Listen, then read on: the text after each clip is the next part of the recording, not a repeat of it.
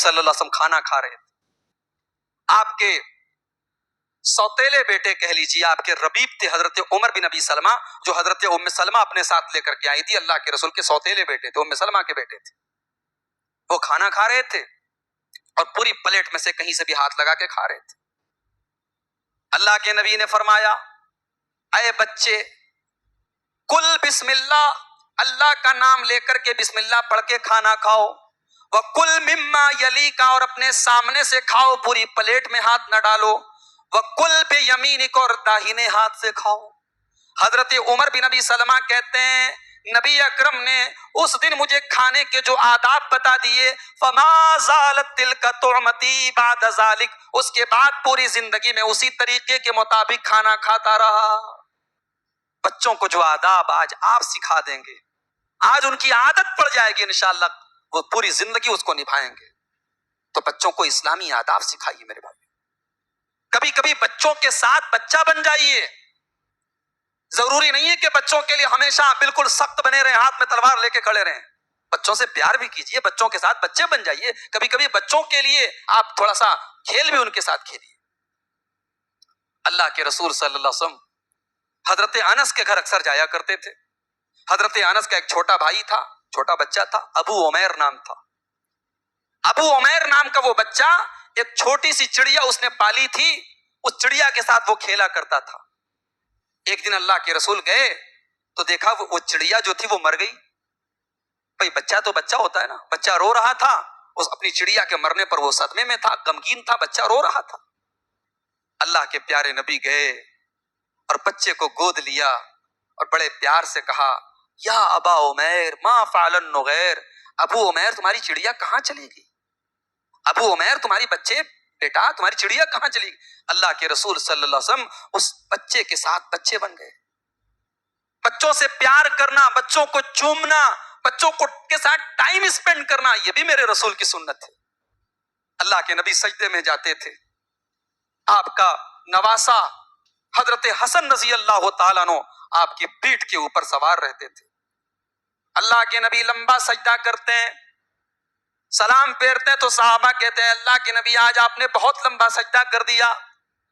آپ نے فرمایا میرا بیٹا حسن میری پیٹھ کے اوپر سوار تھا، میں نے سوچا کہ جب تک وہ سواری کا مزہ لے رہا ہے اپنے نانا کی پیٹھ پر، اس کو ڈسٹرب نہ ہو. میرا بیٹا اپنے نانا کی پیٹھ پر سوار ہے، اس بچے کے جذبات کا خیال رکھتے ہوئے میں نے اپنی سجدے کو تھوڑا لمبا کر دیا. میرے نبی اب بچوں سے اتنا پیار کرتے تھے. ایک مرتبہ آپ خطبہ دے رہے تھے، منبر پر آپ خطبہ دے رہے تھے، جمعہ کا خطبہ.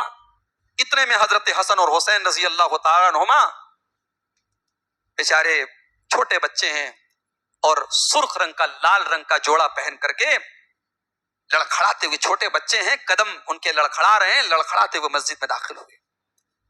اللہ کے رسول صلی اللہ علیہ وسلم اپنے دونوں نواسوں کو دیکھ کر بے قرار ہو گئے اور منبر سے اترے اور دونوں بچوں کو گود میں لیا، ان کو پیار کیا.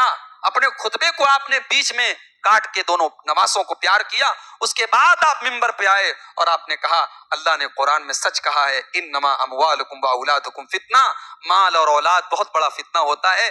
میں نے اپنے نواسوں کو دیکھا، مجھے صبر نہیں ہوا، برداشت نہیں ہوا، اور میں نے جب اتر کر ان سے پیار نہیں کر لیا تب تک مجھے چین نہیں ملا.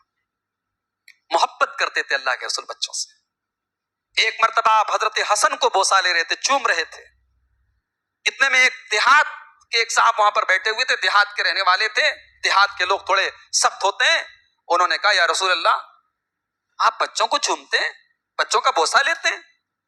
تو اللہ کے رسول نے کہا اس میں کون سی بڑی بات ہے؟ کہا کہ اے اللہ کے رسول میرے 10 بچے ہیں، آج تک میں نے ان کو کبھی چوما نہیں، کبھی پیار نہیں کیا ہے. تو اللہ کے رسول نے کہا کہ بچوں سے پیار کرنا یہ رحمت کی نشانی ہے. من لا یرحم لا یرحم، جو رحم نہیں کرے گا اس پر رحم نہیں کیا جائے گا. اور ایک روایت میں یہ الفاظ ہیں کہ اگر اللہ تعالیٰ نے تمہارے دل سے رحم کو چھین لیا تو میں کیا کر سکتا ہوں. بچوں سے پیار کرنا یہ رحم کی نشانی ہے میرے پیارے بھائی. تو بچوں کے ساتھ پیار کرو، یہ بھی ان کی تربیت کا ایک حق ہے میرے پیارے بھائی. اسی طریقے سے بچوں کا ایک حق یہ بھی ہے، اپنے گھر میں نیک لوگوں کو دعوت دو تاکہ بچے ان نیک لوگوں سے اچھی باتیں سیکھیں، ان سے آداب سیکھیں. اللہ کے پیارے نبی فرماتے ہیں، ترمذی کی روایت ہے، لا تصاحب الا مومنا، دوستی کرو تو مومن سے کرو، دوستی کرو تو ایمان والے سے کرو، ولا یاکل طعامک الا تقی، اور تمہارے دسترخوان پہ اگر کھانا کھائے تو متقی آدمی کھانا کھائے، یعنی اپنے دسترخوان پہ متقی لوگوں کو، نیک لوگوں کو، علماء کو، صالحین کو دعوت دیا کرو تاکہ وہ تمہارے گھر میں آئیں اور تمہارے بچے ان سے اسلامی آداب سیکھیں، دین کی باتیں سیکھیں، اچھا ماحول گھر کا پیدا ہو۔ یہ بھی بچوں کی تربیت کا ایک حق ہے کہ آپ اپنے گھر میں نیک لوگوں کو دعوت دیں، بچوں کو نیک لوگوں سے متعارف کرائیں، علماء سے متعارف کرائیں، نیک لوگوں کی خدمت کا جذبہ اپنے بچوں کے اندر، علماء کی خدمت کا جذبہ اپنے بچوں کے اندر پیدا کریں۔ اللہ کے نبی صلی اللہ علیہ وسلم ایک دن رات میں اٹھے تہجد کی نماز کے لیے، دیکھا ایک بچہ آیا اور وضو کا پانی لا کے رکھ دیا۔ آپ نے پوچھا کون؟ یہ وضو کا پانی کون لایا؟ کسی نے کہا، اللہ کے رسول، یہ عبداللہ ابن عباس، چھوٹا سا بچہ ہے 8 سال کا، وہ لایا ہے۔ اللہ کے نبی نے ہاتھ اٹھا دیے، اے اللہ، اس بچے کو تو قرآن کا علم عطا فرما دے، اس بچے کو قرآن کا علم عطا فرما دے۔ اللہ کے رسول کی دعا تھی اور رات کے تہجد کے وقت کی دعا تھی، اللہ نے ایسی دعا قبول کر لی کہ عبداللہ ابن عباس، پوری امت میں ان کو ایک لقب ملا ترجمان القرآن کا، قرآن کو سب سے زیادہ سمجھنے والے اور قرآن کی سب سے صحیح تفسیر کرنے والے حضرت عبداللہ ابن عباس مانے گئے۔ تو کوئی عالم دین ہے، کوئی نیک اللہ کا صالح بندہ ہے، آپ کے گھر میں آیا ہے، بچے کے حق میں دعا کر دے، ہو سکتا ہے وہ بچہ بہت اونچے مقام پہ چلا جائے۔ شیخ عبد الرحمن السدیس حرم مکی کے امام ہیں، ان کی ماں نے ایک مرتبہ کہا تھا کہ اللہ، عورتیں دعا کرتی ہیں کہ اللہ تو میرے بچے کو حافظ بنا دے، اے اللہ میں تجھ سے یہ دعا نہیں کرتی تو میرے بچے کو حافظ بنا دے، میں یہ دعا کرتی ہوں تو میرے بچے کو اپنے گھر کا امام بنا دے، تو حرم کا امام بنا دے۔ ماں نے دعا کی، وہ قبولیت کی کوئی گھڑی رہی ہوگی، اللہ نے وہ دعا قبول کر لی اور وہ بچہ حرم مکی کا امام بن گیا، پوری دنیا کا امام بن گیا۔ تو میرے بھائیوں، نیک اور صالح لوگوں کو گھر پہ دعوت دینا، یہ بھی بچوں کی تربیت میں سے ایک چیز ہے۔ بچوں کو اجازت لینے کے احکام سکھائیے، چھوٹے بچوں کو بھی بتائیے کہ 3 ٹائم ایسا ہے کہ ماں اور باپ کے کمرے میں جاؤ تو اجازت لے کے جاؤ۔ سورہ نور کے اندر اللہ تعالیٰ نے کہا کہ نابالغ بچے بھی ماں باپ کے کمرے میں جائیں تو 3 ٹائم اجازت لے کے جائیں۔ من بعد صلاۃ الفجر، فجر کی نماز کے بعد، صبح کا وقت ہے ابھی لوگ اٹھے نہیں ہیں، من قبل صلاۃ الفجر، فجر کی نماز کے پہلے، فجر کی نماز کے پہلے ابھی آرام کا وقت ہے، بچہ ماں باپ کے کمرے میں جائے تو اجازت لے کے جائے۔ اور دوپہر کے وقت جب آدمی آرام کرتا ہے، قیلولہ کرتا ہے، اپنے بدن کا کرتا وغیرہ اتار کے آرام کرتا ہے، وَمِن بَعْدِ صَلَاةِ الْعِشَاءِ، اور عشاء کی نماز کے بعد جب سونے کا وقت ہو۔ 3 اوقات ایسے ہیں، اللہ کہہ رہا ہے کہ نابالغ بچے، وَالَّذِينَ لَمْ يَبْلُغُوا الْحُلُمَ مِنْكُمْ، جو نابالغ بچے وہ بھی اجازت لے کے ماں باپ کے کمرے میں جائیں۔ یہ طریقہ ہے میرے بھائی، اللہ تعالیٰ ہمیں تلقین کر رہا ہے۔ اور آگے بڑھیے، بچہ آپ کا بڑا ہو رہا ہے، لڑکی آپ کی جوان ہو رہی ہے، لڑکی بالغ ہو رہی ہے، وہ گھر سے نکلے تو نقاب میں نکلے، کبھی یہ سوچ کر کہ آپ نقاب میں کمپرومائز نہ کریں، ابھی تو میری لڑکی 12 سال کی ہے، آپ کی نظر میں وہ 12 سال کی ہے، شریعت کی نظر میں وہ بالغ ہو چکی ہے، اور بالغ لڑکی جب بھی گھر سے نکلے تو نقاب میں نکلے۔ آپ کی جوان بیٹی واٹس ایپ پر اسٹیٹس میں اپنی تصویریں لگا رہی ہے، فیس بک پر اپنے فوٹو ڈال رہی ہے، آپ کو پتا ہے، آپ نظر انداز کر رہے ہیں، ابھی تو میری بچی چھوٹی ہے، ابھی تو 12 سال کی، ابھی تو 14 سال کی ہے۔ نہیں میرے پیارے بھائی، جوان ہو چکی ہے، بالغ ہو چکی ہے، اور بالغ لڑکی کی تصویر پوری دنیا دیکھے اور دنیا کے لوگ دیکھے، اس کی اسلام کے اندر اجازت نہیں ہے۔ آپ اپنی بچی کو، جوان ہو رہی ہے، اس کو پردے کا پابند بنائیں اور اس کو منع کریں کہ وہ اس طریقے کی کوئی حرکت نہ کرے کہ اپنی تصویر سوشل میڈیا پر ڈالے۔ بیٹا جوان ہو رہا ہے، لڑکا جوان ہو رہا ہے، اگر وہ کوئی غلط قدم اٹھا رہا ہے اس کو بھی آپ سمجھائیں اور صحیح وقت پر اپنے بچوں کی شادی کریں۔ نہیں صاحب، ابھی تو ہمارا لڑکا 20 سال کا ہے، 20 سال کی کوئی عمر ہے شادی کرنے، ابھی تو کھیلنے کھانے کی عمر ہے، 30 سال کی عمر میں شادیاں ہو رہی ہیں لڑکوں کی۔ یہ ظلم ہے، یہ غلط ہے، اور یہ بدکاری کی طرف لے کے جانے والا قدم ہے۔ یاد رکھو، آپ کا بیٹا لاکھ متقی بن جائے، تہجد گزار بن جائے، 5 ٹائم کا پابند بن جائے نماز کا، لیکن شادی کی عمر ہو گئی تو وہ ضرورت شادی کے ذریعے پوری ہوگی، تہجد اس کی وہ ضرورت پوری نہیں کر سکتی، روزہ اس کی وہ ضرورت پوری نہیں کر سکتا، نماز اس کی وہ ضرورت پوری نہیں کر سکتی، علماء کے بیانات اس کی وہ ضرورت پوری نہیں کر سکتے۔ شادی کی عمر ہو گئی تو شادی کرو۔ ابھی تو ہمارا لڑکا کچھ خاص کماتا نہیں، ارے شادی کرا دو، کچھ خاص کمانے لگے، جب ذمہ داری کندھے پر آئے گی کمانے لگے گا۔ وَأَنكِحُوا الْأَيَامَ مِنكُمْ وَالصَّالِحِينَ مِنْ عِبَادِكُمْ وَإِمَائِكُمْ، اللہ کہتا ہے اپنے بچوں کی، اپنے لڑکوں کی شادی کرا دو، اپنی لڑکیوں کی شادی کرا دو۔ إِن يَكُونُوا فُقَرَاءَ يُغْنِهِمُ اللَّهُ مِنْ فَضْلِهِ، اگر وہ غریب بھی ہوں گے اللہ اپنے فضل و کرم سے ان کو مالدار کر دے گا۔ آپ کی بیٹی کا رشتہ آ رہا ہے، اچھا رشتہ ہے، دیندار رشتہ ہے، آپ کی لڑکی ابھی ایم اے کر رہی ہے، آپ کہہ رہے ہیں نہیں صاحب ابھی ہماری لڑکی ایم اے کر رہی ہے، پھر پی ایچ ڈی کرے گی تب ہم شادی کریں گے، یہ غلط ہے۔ لڑکے والوں کو قائل کیجئے کہ میری لڑکی کی شادی آپ اس کی تعلیم آپ کنٹینیو کرا دیں، مگر لڑکی کی شادی کرا دیجئے آپ۔ اذا خطب الیکم ممن ترضون دینہ وخلقہ، اللہ کے نبی فرماتے ہیں جب لڑکا یا لڑکی کا صحیح رشتہ مل جائے، دیندار رشتہ مل جائے، اچھے اخلاق والا رشتہ مل جائے، فزوجوہ، تو ان کی جلدی سے شادی کر دو۔ الا تفعلوا، اگر تم ایسا نہیں کرو گے، تکن فتنۃ فی الارض، تو زمین کے اندر فساد پھیل جائے گا، وفساد عریض، اور بہت بگاڑ پھیلے گا۔ آج مہاراشٹر کا ایک کیس آیا، ایک علاقے کی سینکڑوں لڑکیوں نے اپنا دھرم پریورتن کرایا ہے اور اسلام کے دشمنوں کی بنائی ہوئی جال میں وہ پھنس گئی ہیں، اور لو ٹریپ میں انہوں نے اپنے جال میں ان لڑکیوں کو پھنسایا ہے، ان کے ساتھ غیر مسلم لڑکوں کے ساتھ انہوں نے شادی کی اور اپنے مذہب کو بھی انہوں نے تبدیل کر دیا۔ میرے بھائیوں، ہمیں آپ کو ان مسائل پر غور کرنے کی ضرورت ہے۔ کیوں ہماری لڑکیاں آج اتنی بے دین ہو رہی ہیں کہ غیروں کے ساتھ بھاگ رہی ہیں؟ ہم نے اپنی لڑکیوں کو ایم اے کرایا، ایم ایس سی کرایا، ڈاکٹر بنایا، انجینئر بنایا، آئی ایس کی تیاری کروائی، مگر ہم نے اپنی بچیوں کو قرآن نہیں پڑھایا، اپنی بچیوں کو رسول کی سیرت نہیں پڑھائی، اپنی بچیوں کو اسلام نہیں بتایا، اپنی بچیوں کو حضرت عائشہ کے بارے میں نہیں بتایا، حضرت فاطمہ کے بارے میں نہیں بتایا۔ انہیں پتا ہے تو فلمی ہیروئنوں کے بارے میں پتا ہے، انہیں پتا ہے تو فیشن کی دنیا کے اور رنگین لوگوں کے بارے میں پتا ہے، انہیں نہیں پتا ہے تو جو اسلام کے ہیروز ہیں ان کے بارے میں ان کو کچھ نہیں پتا ہے۔ بچوں کی تربیت کا ایک حق یہ بھی ہے میرے بھائیو، آپ انہیں اسلامی تعلیم دیں۔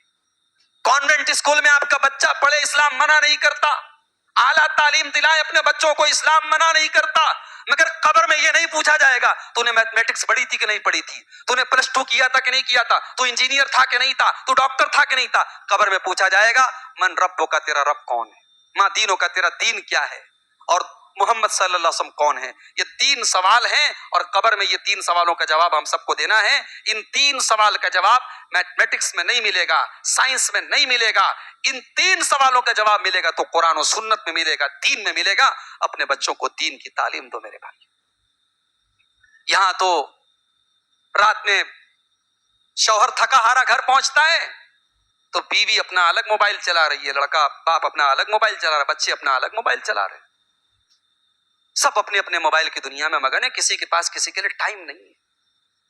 میرے پیارے بھائیوں، اپنے بچوں کی تربیت کے لیے ٹائم نکالو، اپنے بچوں کو جیتے جی یتیم نہ بناؤ، اپنے بچوں کو باپ کے پیار سے محروم نہ کرو، اپنی زندگی کا معمول بنا لو، 1 گھنٹہ ہی صحیح مجھے اپنے بچوں کی تربیت کے لیے ٹائم نکالنا ہے۔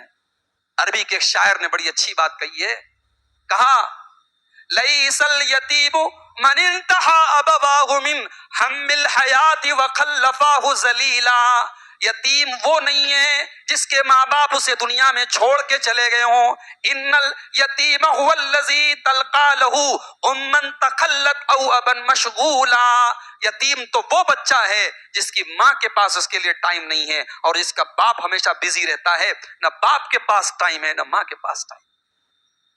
اولاد کی تربیت کا ایک حق یہ بھی ہے کہ بچوں کی تربیت کے لیے آپ ٹائم نکالیں، ماں اپنی بچیوں کے لیے ٹائم نکالے، باپ اپنے بچیوں اور بچوں کے لیے ٹائم نکالے، انہیں تربیت کے لیے ٹائم نکالے۔ قرآن کریم میں اللہ تعالیٰ نے حضرت لقمان کا واقعہ بیان کیا۔ یہ لقمان کون تھے؟ علماء کہتے ہیں لقمان نبی نہیں تھے، وہ کوئی نبی نہیں تھے، وہ بس اللہ کے ایک نیک بندے تھے، سمجھدار تھے، حکیم تھے، حکمت والے تھے. مگر لقمان کی ایک ادا اللہ تعالیٰ کو اتنی پسند آئی کہ اللہ نے قرآن میں ان کے نام پر پوری ایک سورت نازل کر دی، سورہ لقمان کے نام سے. وہ ادا کیا تھی؟ لقمان اپنے بچے کو نصیحت کر رہے ہیں، اپنے بچے کی نصیحت کر رہے ہیں، اپنے بچے کو سمجھا رہے ہیں. اور اللہ کیا سمجھا رہے ہیں؟ بچے کو سمجھا رہے ہیں، بیٹھ کر کے نصیحت کر رہے ہیں، بچے کو ٹائم دے رہے ہیں. آج ہمارے پاس اپنے بچوں کے لیے ٹائم نہیں ہے. واٹس ایپ پر ہم 24 گھنٹے میں 16 گھنٹے لگے رہتے ہیں، فیس بک پر 16 17 18 گھنٹے لگے رہتے ہیں، کاروبار میں پورے دن رات لگے رہتے ہیں. بچوں کے لیے ہمارے پاس ٹائم نہیں ہے. وَإِذْ قَالَ لُقْمَانُ لِابْنِهِ وَهُوَ يَعِظُهُ، یاد کرو جب میرا بندہ لقمان اپنے بچے کو نصیحت کر رہا تھا، اپنے بچے کو سمجھا رہا تھا اور کہہ رہا تھا یا بنیا لا تشرک باللہ، اے میرے بچے تو اللہ کے ساتھ کبھی شرک نہ کرنا، ان الشرک لظلم عظیم، شرک دنیا کا سب سے بڑا گناہ ہے، شرک دنیا کا سب سے بڑا ظلم ہے. اچھا، جب حضرت لقمان نے اللہ کا حق بتایا اپنے بچے کو، تو اب اللہ تعالیٰ لقمان کے بچے کو حق بتا رہا ہے اس کے ماں باپ کا. اللہ نے کہا وَوَصَّيْنَا الْإِنسَانَ بِوَالِدَيْهِ، ہم نے انسان کو یہ نصیحت کی کہ تو اپنے والدین کے ساتھ اچھا سلوک کر. حَمَلَتْهُ أُمُّهُ وَهْنًا عَلَى وَهْنٍ، تیری ماں نے بڑی تکلیفوں کے ساتھ تجھے پیٹ میں رکھا اور بڑی تکلیفوں کے ساتھ تجھے جنم دیا. وَحَمْلُهُ وَفِصَالُهُ وَفِصَالُهُ فِي عَامَيْنِ، اور 2 سال تک تجھے دودھ پلایا. انشکر لی وَلِوَالِدَيْكَ، تو میرا بھی شکریہ ادا کر اور اپنے ماں باپ کا بھی شکریہ ادا کر.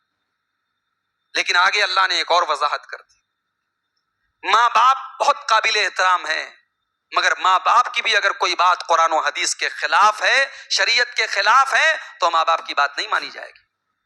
وَإِن جَاهَدَاكَ عَلَىٰ أَن تُشْرِكَ بِي مَا لَيْسَ لَكَ بِهِ عِلْمٌ، اگر تیرے ماں باپ تجھے شرک کرنے کی تعلیم دیں تو خبردار تو ان کی بات نہ ماننا. فَلَا تُطِعْهُمَا، تو ان کی بات نہ ماننا.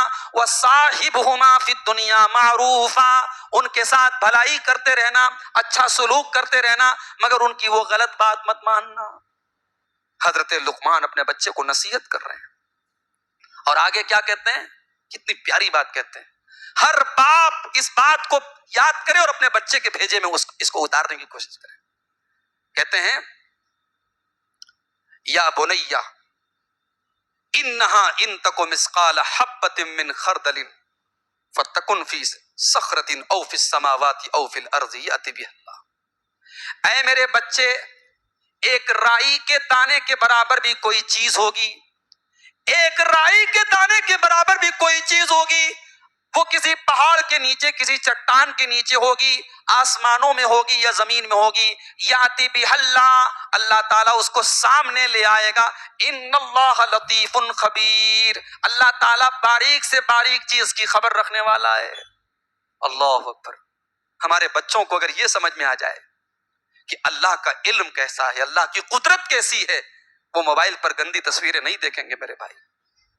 ان کے دماغ میں اگر یہ بیٹھ جائے کہ اللہ تعالیٰ وہ ہے جو ہر چیز کو دیکھ رہا ہے، وہ گناہوں سے اپنے آپ کو بچائیں گے. حضرت لقمان اپنے بچے کو سمجھا رہے ہیں کہ دیکھ اللہ وہ ہے. اس کے بعد کہتے ہیں یا بنی اقم الصلاۃ، اے میرے بیٹے تو نماز قائم کر. وَأْمُرْ بِالْمَعْرُوفِ، اور نیکی کا تو حکم دے. وَانْهَ عَنِ الْمُنْکَرِ، اور تو برائی سے روک. نماز قائم کر، نیکی کا حکم دے اور برائی سے روک. وَاصْبِرْ عَلَىٰ مَا أَصَابَكَ، اور جب تو نیکی کا حکم دے گا، تو برائی سے روکے گا، تو لوگ تجھے برا بھلا بھی کہیں گے، لوگ تجھے گالیاں بھی دیں گے، لوگ تجھے تانا بھی ماریں گے، تو صبر سے کام لینا. إِنَّ ذَلِكَ مِنْ عَزْمِ الْأُمُورِ، نیکی کا حکم دینا اور برائی سے روکنا یہ بڑے حوصلے کا کام ہے.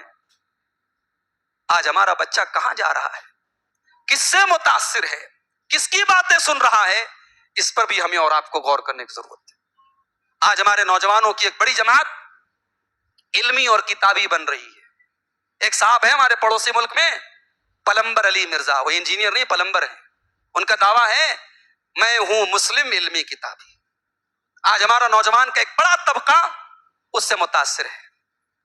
میں ایک سوال کرتا ہوں اپنے نوجوان ساتھیوں سے جو علی مرزا سے متاثر ہے، اپنے دل پہ ہاتھ رکھ کے مجھے صرف اتنا بتا دو، علی مرزا سے آپ کو کیا ملا ہے؟ میں بتاتا ہوں کیا ملا ہے.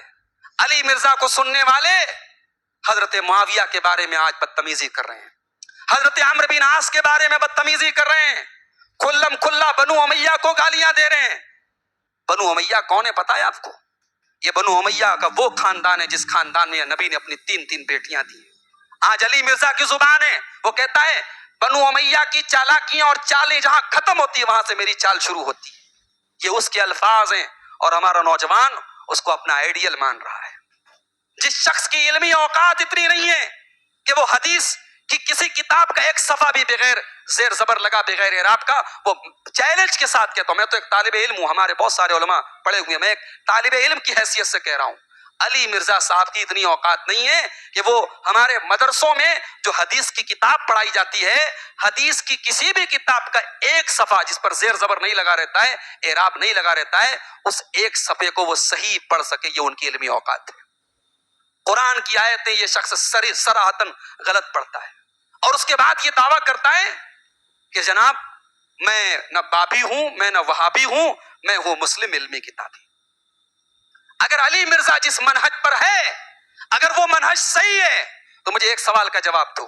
نبی نے فرمایا تھا میری امت میں ایک جماعت ہمیشہ حق پر رہے گی, ہر دور میں حق پر رہے گی. علی مرزا آج بہت سارے مسائل میں اس کا جو اسٹینڈ ہے, جو موقف ہے, وہ 1400 سال میں کسی کا نہیں رہا, سلف میں کسی کا نہیں رہا, صحابہ میں کسی کا نہیں رہا, تابعین میں کسی کا نہیں رہا. میں پوچھتا ہوں علی مرزا کے منظر عام پر آنے کے پہلے یہ منہج, یہ دعوت کہاں تھی؟ نبی نے تو فرمایا حق پر رہنے والی ایک جماعت ہمیشہ رہے گی, وہ جماعت کہاں تھی؟ یعنی علی مرزا جو سوچ پیش کر رہا ہے, جو منہج پیش کر رہا ہے, جو دعوت پیش کر رہا ہے, یہ علمی اور کتابی ہونے کا جو مسلک پیش کر رہا ہے, اور اپنے علاوہ سب کو یہ گمراہ قرار دے رہا ہے, وہ مسلک, وہ منہج کہاں تھا علی مرزا کے آنے کے پہلے؟ لوگ کہتے ہیں صاحب علی مرزا کے سننے والے لاکھوں کی تعداد میں, ایک ایک ویڈیو پر 80 لاکھ ویوز آ رہے ہیں. مطلب اب اس سے طے کیا جائے گا کہ کون حق پر ہے اور کون نہ حق پر ہے. یوٹیوب کے ویوز طے کریں گے کہ کون صحیح ہے کون غلط ہے. جا کے دیکھو یوٹیوب پر, قادیانیوں کے ویڈیوز پر بھی آپ کو لاکھوں ویوز ملیں گے, شیعوں کے روافظ کی تقریروں پر آپ کو لاکھوں ویوز ملیں گے, فلمی گانوں پر آپ کو کروڑوں ویوز ملیں گے. میرے بھائیوں, سوشل میڈیا پر کسی کو لاکھوں اور کروڑوں ویوز ملنا یہ حق پر ہونے کی دلیل نہیں ہے. حق پر ہونے کی دلیل یہ ہوتی ہے کہ آدمی کا منہج کیا ہے, آدمی کا عقیدہ کیا ہے, اور آدمی جو بات کہہ رہا ہے وہ بات کس حد تک صحیح ہے. لوگ کہتے ہیں جناب علی مرزا تو بہت ساری باتیں اہل حدیث کے فیور میں کہتا ہے, 11 رکعت تراویح پر اس کا بیان سن لیجئے, ویسا بیان تو کسی عالم کا نہیں ہے. رفع یدین کے فیور میں اس نے ایسی تقریر کی کسی نے نہیں کی. ہمیں ضرورت نہیں ہے ایسے گمراہ آدمی کی تائید اور اس کے فیور کی. الحمدللہ ہمارے علماء کافی ہیں مسلک حق کو بیان کرنے کے لیے. کتاب و سنت کا مطالعہ کرتے کرتے جن علماء کی زندگی کھپ گئی وہ کافی ہیں ہمیں رفع یدین اور تراویح کے مسائل بیان کرنے کے لیے. ہمیں ایک ایسے آدمی کی باتیں سننے کی قطعاً کوئی ضرورت نہیں ہے جو ہمیں صحابہ کے بارے میں بدگمان کر دے. لوگ کہتے ہیں جناب حضرت ابو ہریرہ نے تو شیطان سے بھی آیت الکرسی کی فضیلت حاصل کر لی تھی. اگر علی مرزا کی 2-4 باتیں غلط ہیں اور باقی باتیں صحیح ہیں تو ہم اس سے کیوں نہیں علم حاصل کر سکتے؟ میں کہتا ہوں حضرت ابو ہریرہ نے شیطان سے آیت الکرسی تب سنی تھی اور اس کی فضیلت تب سنی تھی جب ان کو پتا نہیں تھا کہ وہ شیطان ہے. اگر پتا ہوتا کہ شیطان ہے تو اس سے وہ نہ سنتے, اس سے وہ حاصل نہ کرتے. دوسری بات یہ کہ حضرت ابو ہریرہ رضی اللہ تعالیٰ عنہ نے شیطان کی بات پر آنکھ موند کر کے عمل نہیں کر لیا, مان نہیں لیا, آ کر کے اللہ کے رسول سے ویریفائی کیا, اللہ کے رسول سے تصدیق کرائی. جب نبی نے تصدیق کر دی کہ ہاں ہے تو وہ ایک نمبر کا جھوٹا مگر یہ بات صحیح کر رہا ہے, تب یہ پروف ہوا کہ بات صحیح ہے. آپ کا علی مرزا تو آپ کو سارے علماء سے بدگمان کر رہا ہے. آج جو لوگ علی مرزا کو سن رہے ہیں ان کے نزدیک دنیا کا سب سے بڑا عالم علی مرزا ہے, باقی سب لوگ جاہل ہیں. یعنی پوری دنیا کے جتنے علماء ہیں ان کو وہ چیزیں سمجھ میں نہیں آ رہی جو علی مرزا کو سمجھ میں آ رہی. اور اس کا حال یہ ہے علی مرزا کا, آپ جا کر کے دیکھ لیں. میں دعوے کے ساتھ کے طور آن ریکارڈ یہ بات کہہ رہا ہوں کہ آج علی مرزا کو پروموٹ کرنے والے حضرات روافض ہیں، شیعہ حضرات اس کو پروموٹ کر رہے ہیں، شیعہ حضرات کے فیس بک پیج پر، شیعہ حضرات کے یوٹیوب چینل پر آج علی مرزا کے ویڈیوز پروموٹ کیے جا رہے ہیں۔ ظاہر ہے جب آدمی ایسی باتیں کہے گا کہ شیعہ بھی مجھ سے خوش ہو جائیں، دیوبندی بھی مجھ سے خوش ہو جائیں، بریلوی بھی مجھ سے خوش ہو جائیں، اہل حدیث بھی مجھ سے خوش، سارے لوگ مجھ سے خوش ہو جائیں اور سب اپنے اپنے علماء سے بدگمان ہو جائیں، تو ظاہر اس کی پاپولیرٹی بڑھے گی۔ اور ویسے بھی عربی میں کہاوت ہے کل جدید لذیذ، ہر نئی چیز میں ٹیسٹ ہوتا ہے، ہر یونیک چیز جو ہوتی ہے نا اس کے اندر ایک اٹریکشن ہوتا ہے۔ اب علی مرزا ظاہر ہے وہ بات بتا رہا ہے جو آج تک آپ کو کسی نے نہیں بتائی۔ اب بھئی کسی کی اتنی جرأت تو نہیں ہے وہ حضرت معاویہ کو نعوذ باللہ باغی اور جہنمی قرار دے، یہ ایک عالم دین تو نہیں کر سکتا ہے۔ بڑے بڑے علماء جن مسائل میں بولنے سے کہ پہلے 1000 بار سوچتے ہیں، یہ 2 ٹکے کا آدمی جس کی علمی حیثیت اتنی بھی نہیں کہ قرآن کی آیتیں ڈھنگ سے پڑھ سکے، یہ آدمی کہتا ہے میرا یہ کہنا ہے، میرا یہ موقف ہے، میں یہ کہتا ہوں۔ ارے تو ہے کون؟ تیری اوقات کیا ہے؟ تیری حیثیت کیا ہے؟ وہ علماء جن کی زندگیاں کتاب و سنت کے مطالعے میں گزری ہیں، وہ ہزاروں مسائل کے بارے میں کہنے کے پہلے سوچتے ہیں، سمجھتے ہیں، اس کے بعد بڑی احتیاط کے ساتھ کہتے ہیں کہ اس مسئلے میں یہ بات ہونی چاہیے، یہ مسلک ہونا چاہیے۔ آج یہ آدمی جو حدیث کی عبارتیں نہیں پڑھ سکتا، قرآن کی آیتیں نہیں صحیح سے پڑھ سکتا، اور ابھی لیٹسٹ معاملہ آیا کہ پاکستان کے ایک عالم دین مفتی طارق مسعود، ہمارا ان سے مسلکی اختلاف اپنی جگہ ہے، مفتی طارق مسعود صاحب سے ہمارا مسلکی اختلاف ہے، مگر علی مرزا کو انہوں نے چیلنج کیا کہ بھئی میں تمہارے شہر میں جہلم میں آ رہا ہوں، میں تم سے مناظرہ کروں گا، بحث کروں گا۔ وہ آئے، 48 گھنٹے رہے، ویڈیو ریکارڈ کروایا کہ تمہارے شہر میں آیا ہوں، تم آؤ مجھ سے بحث کر لو۔ علی مرزا صاحب کو کوئی توفیق نہیں ہوئی کہ وہ یوٹیوب پر کوئی ویڈیو ڈال دیں، کوئی بات کر سکیں۔ جب وہ صاحب کراچی چلے گئے واپس، تب علی مرزا صاحب نے اپنا ویڈیو ڈالا اور کہا کہ مفتی طارق صاحب جھوٹ بول رہے ہیں، انہوں نے کہا 20-22 گھنٹے کا سفر ہوتا ہے، وہ تو 2 گھنٹے میں فلائٹ سے آگے۔ بھئی یہ مدعا ہی نہیں ہے وہ فلائٹ سے آئے کہ پیدل آئے، مدعا یہ ہے انہوں نے تجھ کو چیلنج کیا، تو ان کے سامنے کیوں نہیں بیٹھا؟ تو علامہ ابن تیمیہ کو نہیں بخشتا ہے، تو سلف صالحین کو برا بھلا کہتا ہے، تو صحابہ کو برا بھلا کہتا ہے، اور تو ایک عالم دین سے بحث کرنے کی تیرے پاس یعنی سکت نہیں ہے، طاقت نہیں ہے۔ میں اپنے ان نوجوانوں سے بڑے ادب کے ساتھ اور بڑی محبت کے ساتھ میں آج یہ بات کہہ کے جا رہا ہوں، نوٹ کر لو، یہ تم کو کہیں کا نہیں چھوڑے گا، یہ تم کو علمی اور کتابی نہیں بنائے گا، یہ تم کو دین سے خارج کر دے گا، تم کو صحابہ کے خلاف بدگمان بنا دے گا۔ آج یہ کہہ رہا ہے نماز میں ہاتھ چھوڑ کے نماز پڑھنا بھی صحیح ہے۔ ابھی آج ایک ویڈیو آیا اس کا، وہ کہہ رہا ہے کہ حضرت علی کی خلافت یعنی اتنی ڈیموکریٹک تھی، اتنی صحیح تھی، اتنی پہلے خلیفہ کی خلافت بھی صحیح نہیں تھی۔ یہ کس کی زبان بول رہا ہے بھائی؟ یہ کھلم کھلا شیعوں کی زبان بول رہا ہے۔ یہ آپ کو اس ٹریک پر لے کے جا رہا ہے جسے امت 1400 سال سے گمراہ قرار دے رہی ہے۔ تو میرے بھائیوں، یہ والدین کی بھی ذمہ داری ہے، وہ دیکھیں، اور یہ بہانہ بتانا بیان کرنا چھوڑ دیجئے کہ ہم علی مرزا کی تقریر سنیں گے، جو صحیح بات ہوگی وہ لے لیں گے، جو غلط بات ہوگی وہ چھوڑ دیں گے۔ یہ ڈیسائیڈ کون کرے گا کیا صحیح ہے کیا غلط ہے؟ آپ کے اندر اتنی حیثیت کہاں ہے کہ آپ طے کریں گے کون سی بات صحیح ہے کون سی بات غلط ہے؟ آج کی بزی لائف میں کسی کے پاس اتنا ٹائم نہیں ہے کہ وہ ٹیسٹ کر سکے، وہ جانچ کر سکے کیا صحیح ہے کیا غلط ہے۔ لہٰذا نجات اسی میں ہے، نجات اسی میں ہے۔ آپ صحیح علماء کے ساتھ جڑیے، علماء حق کے ساتھ جڑیے، علماء ربانی کے ساتھ جڑیے۔ اللہ نے قرآن میں کہا فَاسْأَلُوا أَهْلَ الذِّكْرِ إِن كُنتُمْ لَا تَعْلَمُونَ، اگر کوئی بات تمہیں پتہ نہیں ہے تو علماء سے پوچھو۔ اللہ نے یہ نہیں کہا کہ کتاب پڑھو، اللہ نے یہ نہیں کہا ڈائریکٹ علمی بن جاؤ، کتابی بن جاؤ، اللہ نے کہا علماء سے پوچھو۔ اللہ کہہ رہا ہے علماء سے جڑو، اور علی مرزا کہہ رہا ہے کہ علماء جتنے ہیں سب اپنے بابوں کی طرف بلاتے ہیں، میں علم کی طرف بلاتا ہوں۔ یہ بات کافی ہے اس کی گمراہی کو بیان کرنے کے لیے۔ ایک آخری بات بیان کر کے بات ختم کر رہا ہوں، وقت زیادہ آپ کا ہو رہا ہے۔ اولاد کی تربیت کی ہم بات کر رہے تھے میرے بھائی۔ اولاد کی تربیت کا ایک آخری پہلو، اگر آپ اپنی اولاد سے محبت کرتے ہیں تو اولاد کی تربیت کی ساری کوششیں کرنے کے بعد یہ بات یاد رکھیے کہ آپ کے لاکھ چاہنے کے بعد اگر اللہ تعالیٰ نے آپ کی اولاد کے مقدر میں گمراہی لکھی ہے تو آپ بچا نہیں سکتے۔ بھئی نوح علیہ السلام سے بڑا کون مربی ہو سکتا ہے؟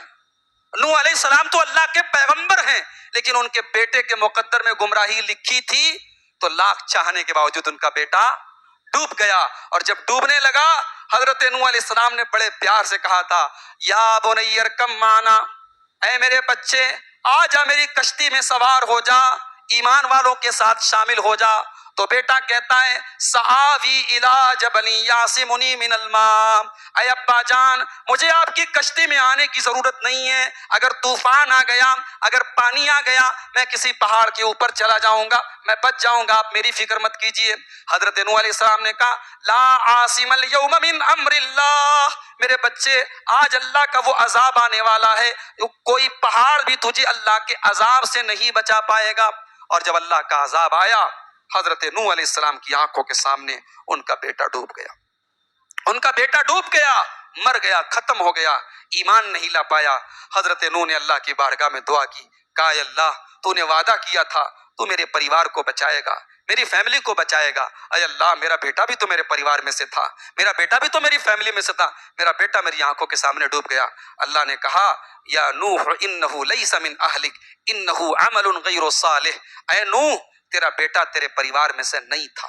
اللہ کی نظر میں ایمان والے کا پریوار ایمان والا ہے، اگر کسی مومن کا بیٹا کافر ہو جائے وہ اس کے پریوار کا حصہ نہیں ہے، وہ اس کی فیملی کا حصہ نہیں ہے۔ اللہ نے کہا ہے نوح تیرا بیٹا تیرے اہل میں سے نہیں ہے، اس کا عمل صحیح نہیں تھا، اس کا ایمان صحیح نہیں تھا۔ تو بھائیو اللہ نے ایک پیغمبر کے بیٹے کو بھی نہیں بچایا۔ کسی شاعر نے بڑی اچھی بات کہی ہے، بغاوت پر ہو آمادہ تو ڈوبے نوح کا بیٹا، بغاوت پر ہو آمادہ تو ڈوبے نوح کا بیٹا، یہاں نام و نسب کی برتری سے کچھ نہیں ہوتا، آپ کا نام کیا ہے، آپ کا نسب کیا ہے، آپ کا خاندان کیا ہے، اللہ کے یہاں کام آنے والی چیز نہیں، اللہ کے یہاں آپ کا ایمان اور آپ کا عمل کام آنے والا ہے۔ لہٰذا اولاد کی تربیت کی ساری کوششوں کے ساتھ ساتھ جب بھی دعا کے لیے ہاتھ اٹھاؤ، اولاد کے حق میں دعا کرو، اولاد کے حق میں دعا کرو، اور ایک دعا جو اللہ نے قرآن میں سکھائی اس دعا کو یاد کر لو، ربنا ہب لنا من ازواجنا وذریاتنا قرۃ اعین وجعلنا للمتقین اماما، پروردگار ہماری بیوی بچوں کو ہماری آنکھوں کی ٹھنڈک بنا دے، ہمارے بیوی بچوں کو ہماری آنکھوں کی ٹھنڈک بنا دے، وجعلنا للمتقین اماما، اور اے اللہ تو ہمیں متقیوں کا امام بنا دے۔ اور ایک دعا اللہ نے اور قرآن میں سکھائی، وَأَصْلِحْ لِي فِي ذُرِّيَّتِي وَأَصْلِحْ لِي فِي ذُرِّيَّتِي، اے اللہ میری اولاد کی اصلاح کر دے، اے اللہ میری اولاد کو نیک بنا دے۔ یہ دعائیں آپ پڑھیں، یہ سب یاد نہیں، اپنی زبان میں اللہ سے دعا کریں، اے اللہ میری اولاد کو شرک سے بچانا، اے اللہ میری اولاد کو بدعات سے بچانا، اے اللہ میری اولاد کو مرتے دم تک توحید پر قائم رکھنا۔ اس طریقے کی دعائیں آپ کریں۔